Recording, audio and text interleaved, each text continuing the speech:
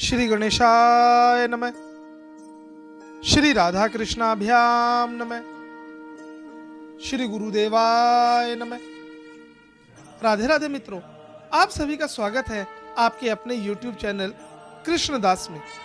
आशा करता हूं कि आप और आपका परिवार स्वस्थ एवं सकुशल होंगे। तो आइए भक्तों, कथा में प्रवेश करते हैं। भक्तों, आज जिनकी कथा का मैं वर्णन करने जा रहा हूं,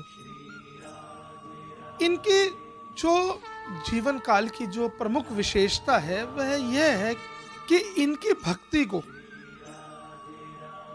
इनके संतत्व को, इनकी महानता को स्वयं त्रिलोकीनाथ भगवान श्री कृष्ण ने प्रमाणित किया है। यह वह संत हैं जिनके आतिथ्य को स्वीकार करने के लिए भगवान श्री कृष्ण ने हस्तिनापुर के राज परिवार के सत्कार को भी ठुकरा दिया था। जी हां मित्रों, मैं बात कर रहा हूं परम ज्ञानी, परम नीतिज्ञ श्री विदुर जी की। भक्तों, इससे पूर्व कि मैं कथा को इनके जन्म की ओर ले चलूं, उससे पूर्व मैं आपको यह बताना उचित समझता हूं कि विदुर है कौन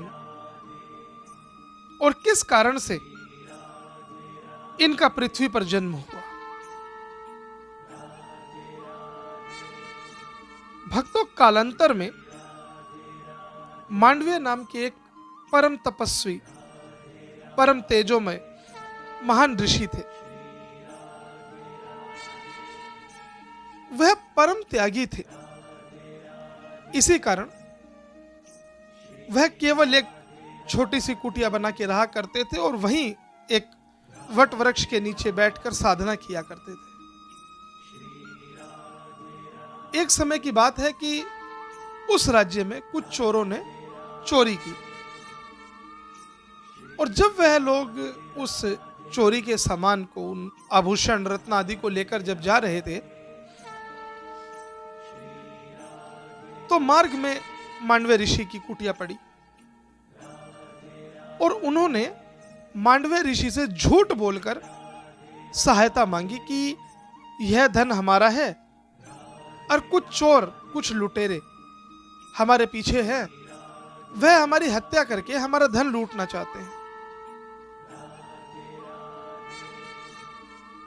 मित्रों, सांसारिक रूप से भी यदि किसी सज्जन पुरुष से इस प्रकार की सहायता मांगी जाती है तो उनका हृदय भी द्रवित हो जाता है और फिर संत का हृदय तो नवनीत के समान होता है, मक्खन के समान एकदम निर्मल होता है।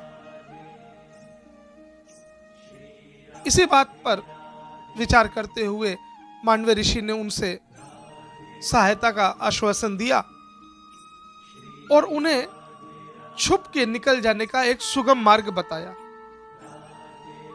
तो उन चोरों ने उनसे यह आग्रह किया कि हमारा ये जो रत्न, आभूषण, जो भी हमारा धन इत्यादि है, कुछ समय के लिए आप इसकी रक्षा करें और जैसे ही चोरों का, लुटेरों का डर कम हो जाएगा, हम पुनः आके अपना धन आदि आपसे ले लेंगे। मांडव्य ऋषि ने उस बात को स्वीकृति दी और उनका धन अपनी कुटिया में रख लिया और उन्हें वहां से चले जाने का मार्ग बता दिया। कुछ ही समय पश्चात उस राज्य के जो राजा के सिपाही थे, वह उन चोरों को ढूंढते ढूंढते मांडव्य ऋषि की कुटिया तक पहुंचे और जब उन्होंने श्री मांडव्य ऋषि की कुटिया की छानबीन की, तब उन्हें वह चोरी का धन प्राप्त हुआ और उन सिपाहियों ने, उन रक्षकों ने मांडव्य ऋषि को ही दोषी समझा और उन्हें राजा के पास ले गए। राजा ने बिना सोच विचार के ही मांडव्य ऋषि को सूली पर चढ़ा देने का आदेश दे दिया। यद्यपि किसी भी राजा को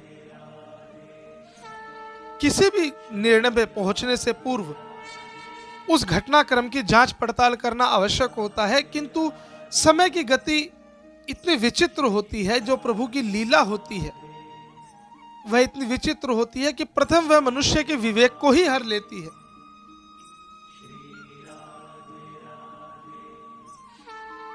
इसी कारण जब मनुष्य का विवेक नष्ट होता है तो उसके सोचने समझने की, उसकी विचार शक्ति क्षीण हो जाती है।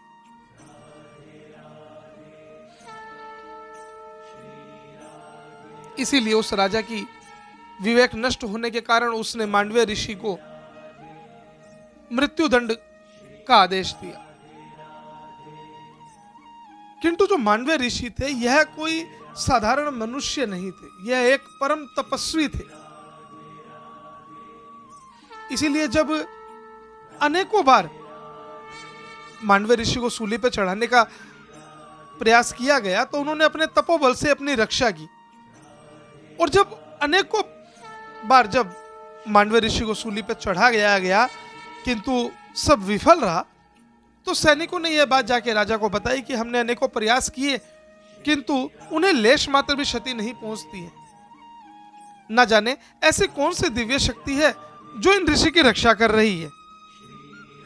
यह बात सुनते ही राजा को अपनी भूल का आभास हुआ और उन्होंने मांडव्य ऋषि को मुक्त कर दिया। राजा ने तो मांडव्य ऋषि को मुक्त किया, किंतु मांडव्य ऋषि के हृदय में एक ठेस जरूर थी कि मैंने अपने जीवन काल में ऐसा कोई कुकर्म नहीं किया, ऐसा कोई दुष्ट कर्म नहीं किया जिसके कारण मुझे इस प्रकार का दंड प्राप्त हो, तो ऐसा हुआ क्यों?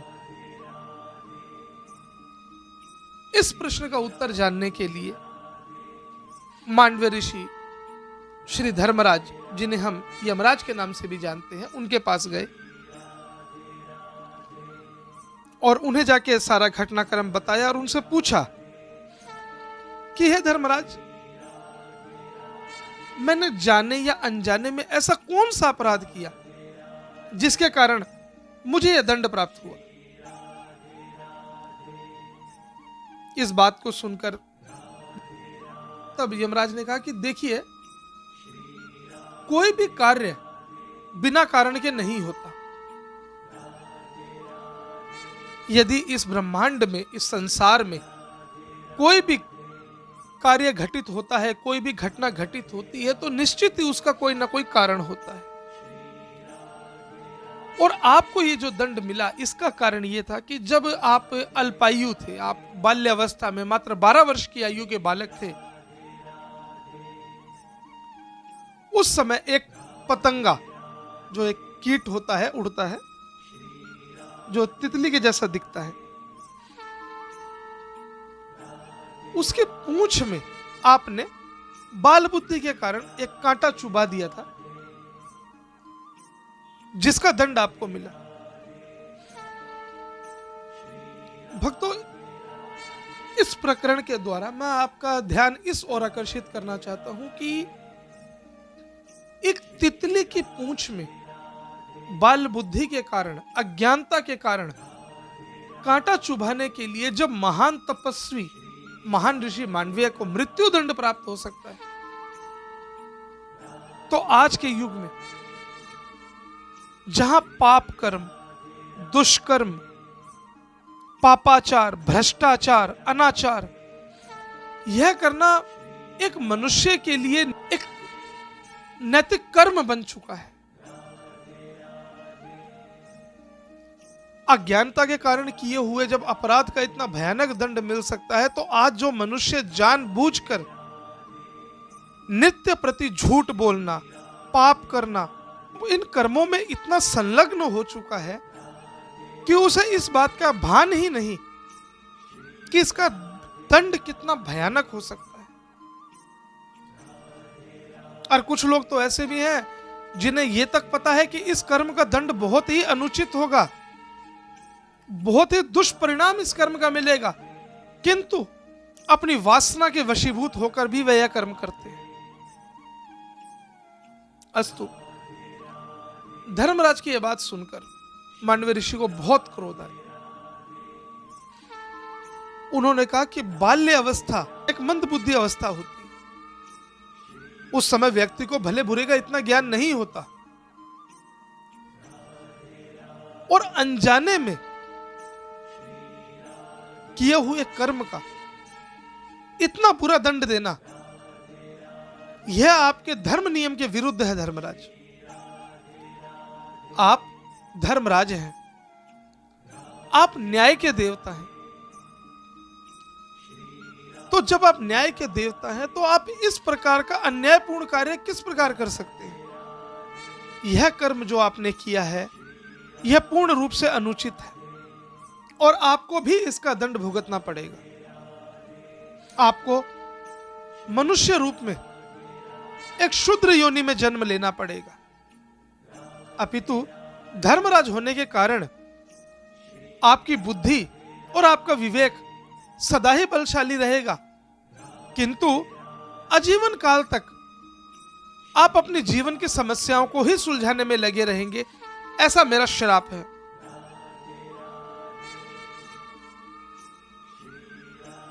ऐसा श्राप देके मांडव्य ऋषि अपने आश्रम में लौट आए। तत्पश्चात चंद्रवंशी परिवार में एक राजा हुए थे, शांतनु जी। ये वही शांतनु है जो गंगा पुत्र भीष्म के पिता है। शांतनु और देवी सत्यवती के दो संतान हुई थी, चित्रांगद और विचित्रवीर्य। किंतु चित्रांगद और विचित्रवीर्य के बाल काल में ही महाराज शांतनु का निधन हो गया था। इसलिए उनके दोनों पुत्रों का जो पालन पोषण, जो भरण पोषण, शिक्षा आदि का जो कार्य था वह पितामह भीष्म ने ही संभाला था। एक बार किसी कारणवश चित्रांगद का गंधर्वों से युद्ध हो गया और उस युद्ध के दौरान चित्रांगद मारे गए।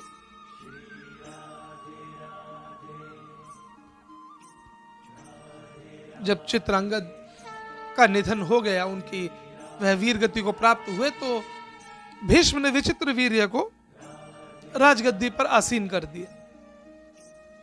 अब समय आया उनके विवाह का। तो पितामह भीष्म ने काशीराज की 3 राजकुमारियों का हरण किया, जिनका नाम अंबा, अंबिका और अंबालिका था। उनमें से अंबिका और अंबालिका का विवाह विचित्रवीर्य से कर दिया गया और यह अंबा वही है जो अपने अगले जन्म में शिखंडी के रूप में उत्पन्न हुई और पितामह भीष्म की मृत्यु का कारण बनी। किंतु अंबिका और अंबालिका से संतान उत्पन्न होने से पूर्व ही विचित्रवीर्य भी इस संसार को त्याग के चले गए।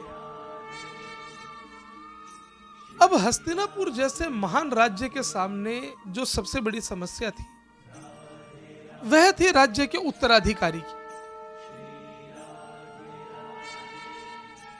क्योंकि जो भीष्म पिता थे वह आजीवन काल ब्रह्मचारी रहने की शपथ ले चुके थे और देवी सत्यवती को भी और कोई संतान नहीं थी। इस पर विचार करते हुए देवी सत्यवती ने पितामह भीष्म को भगवान श्री वेदव्यास को बुलवाने का आदेश दिया। देखिए, यहां मैं आपको यह बताऊं कि यद्यपि महर्षि वेदव्यास जो पराशर पुत्र हैं, यह महान तपस्वी, महान ऋषि, 18 पुराणों के रचयिता, उपनिषदों के रचयिता हैं, किंतु अधिकांश लोग ये नहीं जानते कि वेदव्यास जो हैं ये माता सत्यवती के ही पुत्र हैं। तो जब सत्यवती जी ने पितामह भीष्म को यह आज्ञा दी कि आप महर्षि वेदव्यास को बुला के लाएं, तो वह गए और उन्हें बुला के लाए। तो जब वेद व्यास जी हस्तिनापुर पधारे तो माता ने उनसे आग्रह किया कि आप अपनी दिव्य शक्ति के द्वारा अंबिका और अंबालिका से संतान उत्पन्न करें, जिससे हस्तिनापुर का राज्य आगे चल सके। किंतु उस समय वेद व्यास रुद्र तप में संलग्न थे। उनका जो वेश था, उनकी जो आभा मंडल थी, वह इतनी रुद्र, इतनी कठोर थी कि उससे किसी भी प्रकार का अनिष्ट हो सकता था। किंतु माता को यह सब दिखाई ना दिया। तो माता सत्यवती ने कहा कि मैं भविष्य तो नहीं बदल सकती, किंतु वर्तमान के लिए, इस हस्तिनापुर राज्य को आगे चलाने के लिए संतान की आवश्यकता है और आपको यह कार्य करना ही होगा। अंबिका और अंबालिका से अपनी दिव्य शक्ति के द्वारा 2 संतान उत्पन्न करी, जिनमें से एक जन्मान अंध धृतराष्ट्र उत्पन्न हुए और दूसरे जो जन्म से ही रोगी थे, महाराज पांडु उत्पन्न हुए। किंतु उसी समय जो उस राज्य की जो दासी थी, वह भी अनजाने में उस कक्ष में चली गई जहां महर्षि वेद व्यास थे। उसने जब वेद व्यास जी को देखा, उस दासी ने जब वेद व्यास जी के दर्शन किए, तब उसे ना तो उनका रूप भयानक लगा, ना उन्हें कोई असहजता उत्पन्न हुई। एक सामान्य तौर पर जिस प्रकार ऋषि को देखा जाता है, उन्होंने उसी स्वरूप में महर्षि को देखा, जिसके कारण महात्मा विदुर का जन्म हुआ। महात्मा विदुर जन्म से ही अत्यंत ही विवेकशील, अत्यंत ही ज्ञानी, परम नीतिज्ञ थे। यद्यपि वह दासी पुत्र थे, किंतु हस्तिनापुर में उनका जो सम्मान था, वह सदा ही एक राजा के भाई के भांति ही था। और महाराज पांडु और धृतराष्ट्र भी उन्हें अपना भाई ही मानते थे। किंतु जिस प्रकार मांडव्य ऋषि का श्राप था कि आप आजीवन काल तक अपने जीवन में सत्य और असत्य की लड़ाई में ही उलझे रहेंगे, नीति और अनीति की लड़ाई में ही उलझे रहेंगे, वह भी फलीभूत हुआ। महाराज धृतराष्ट्र को दुर्योधन रूपी संतान जब प्राप्त हुई, तब संसार को उस दुष्ट से बचाने के लिए विदुर जी ने धृतराष्ट्र से कहा कि देखिए, ये जो संतान आपने उत्पन्न की है, ग्रहों की स्थिति के अनुसार यह संपूर्ण कुरुवंश का सर्वनाश कर देगी। और देखिए, संसार में भी यदि एक उंगली काट देने से पूरा हाथ बचता है, अर्थात मान लीजिए कि आपके हाथ की किसी उंगली में एक ऐसा घाव हो गया है जो घाव बढ़ के आपके पूरे शरीर को नष्ट कर सकता है, तो उस समय उस उंगली का कट जाना उचित है। किंतु नियति और पुत्र मोह के कारण धृतराष्ट्र ने और गांधारी ने उनकी बात नहीं सुनी, और इस कारण आजीवन काल तक विदुर,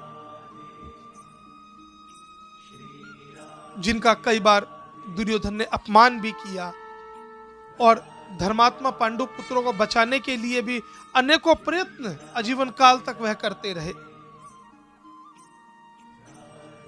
इसी कारण जब लाक्षागृह का षड्यंत्र रचा गया, तो पांडव जो लाक्षागृह की अग्नि से बचे थे, यह महात्मा विदुर की सूझबूझ और उनकी दूरदृष्टि के कारण ही बचे थे।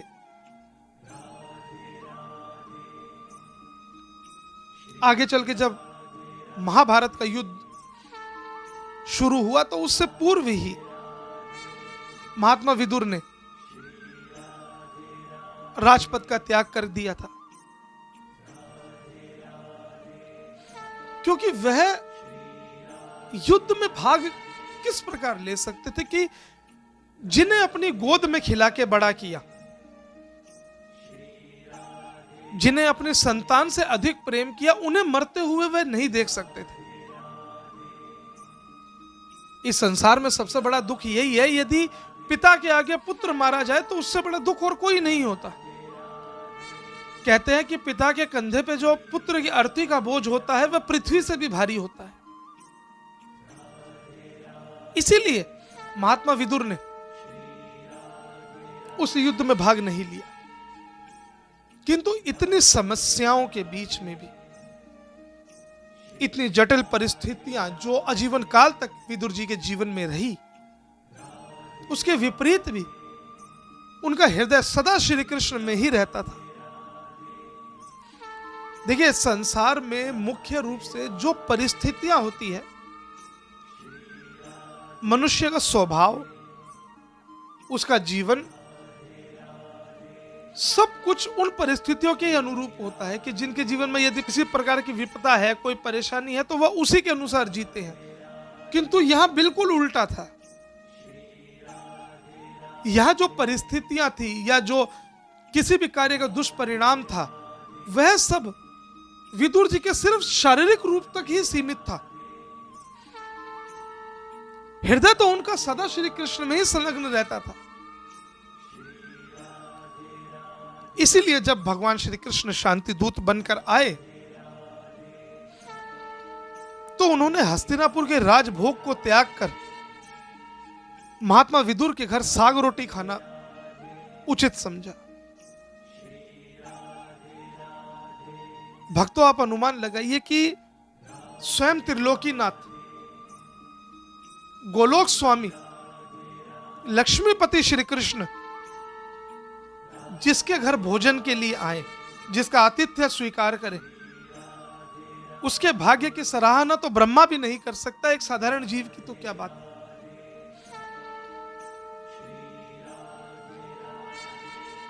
और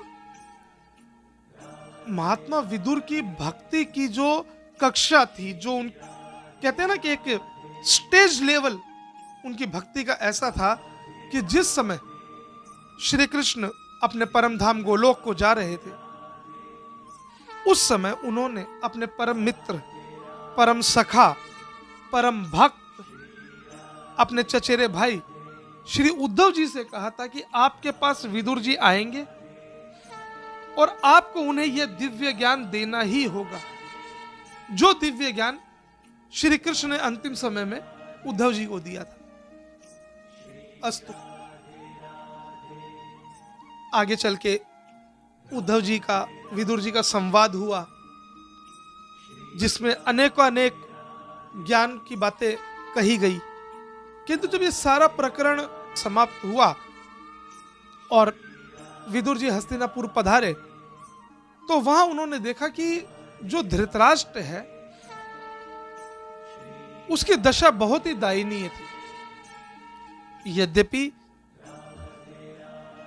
महाराज युधिष्ठिर उनका बड़ा सम्मान करते थे, उन्हें राजमहल में रखते थे, किंतु जो भीम थे वह धृतराष्ट्र से बहुत घृणा करते थे और वह बात बात में उन्हें धमकाया भी करते थे कि यदि आपने मेरी शिकायत महाराज युधिष्ठिर से की तो मैं आपके प्राण ले लूंगा। आप उसी दुर्योधन के पिता है जिसने अनेकों बार हमारे मृत्यु का षड्यंत्र किया और उस षड्यंत्र में आपने दुर्योधन का प्रोत्साहन दिया। जब विदुर जी हस्तिनापुर पधारे और धृतराष्ट्र ने ये सब बातें उनसे कही, तब महात्मा विदुर ने उनसे कहा कि क्या अभी भी आपको सद्बुद्धि नहीं प्राप्त होती? क्या अभी भी आपका विवेक नहीं जगता कि ये राजभोग यदि आपको इतने निंदनीय रूप से दिए जाते हैं तो क्या इन्हें ग्रहण करना उचित है? कि आपकी दशा तो उस श्वान के भांति हो गई है जिसे एक मालिक अपने घर पर रोटी के एक टुकड़े के लिए बुलाता है, रोटी का टुकड़ा तो अवश्य देता है किंतु उसे डंडे से पिटाई भी करता है। फिर भी वह श्वान, वह कुत्ता पुनः उसी द्वार पे आ जाता है। धृतराष्ट्र को विदुर जी के ज्ञान से बड़ी आत्मग्लानि हुई और वह विदुर जी के साथ वनगमन के लिए चले गए और वहीं ईश्वर आराधना में संलग्न हो गए। और जब श्री विदुर जी का परम धाम को जाने का समय हुआ तो उन्होंने युधिष्ठिर जी को बुलाया और उन्हें यह परम ज्ञान दिया कि आप और मैं, हम दोनों ही धर्मराज के अवतार हैं। और उन्हें यह परम ज्ञान देने के बाद ज्योति रूप में श्री विदुर जी श्री युधिष्ठिर जी में समा गए और परम धाम को गमन किया। किंतु मित्रों, अधिकांश लोगों के मन में यह प्रश्न जरूर होता है कि जो यमराज है, धर्मराज है, वह तो मृत्यु के देवता है, उन्हें श्री कृष्ण की इतनी परम भक्ति कैसे प्राप्त हुई? तो भक्तों, मैं यहां आपको यह बताना चाहता हूं कि जो अष्ट भागवत हैं, अष्ट भागवत उन्हें कहते हैं। देखिए, भक्त दो प्रकार के होते हैं। एक भक्त वह होता है जो भगवान से प्रेम करता है और एक भक्त वह होता है जिससे भगवान प्रेम करते हैं। उन्हीं अष्ट भागवत में जो 8वां नाम है वह श्री धर्मराज का ही है। सामान्य व्यक्ति जो यमराज को मृत्यु का देवता आदि इत्यादि अनेकों दुष्ट भावों से, बुरे भावों से जो समझते हैं, उन्हें यह ज्ञान होना चाहिए कि भगवान यमराज परम भागवत है। जिस प्रकार पितामह भीष्म परम भागवत है, उसी प्रकार धर्मराज भी परम भागवत है। तो मित्रों, ऐसा था पावन दिव्य चरित्र श्री विदुर जी का। आशा करता हूं कि आज की वीडियो आपको पसंद आई होगी। यदि आपको हमारी वीडियो पसंद आई तो कृपया लाइक और शेयर करना ना भूलें और यदि आप हमारे चैनल पे नए हैं तो कृपया सब्सक्राइब करना ना भूलें। राधे राधे।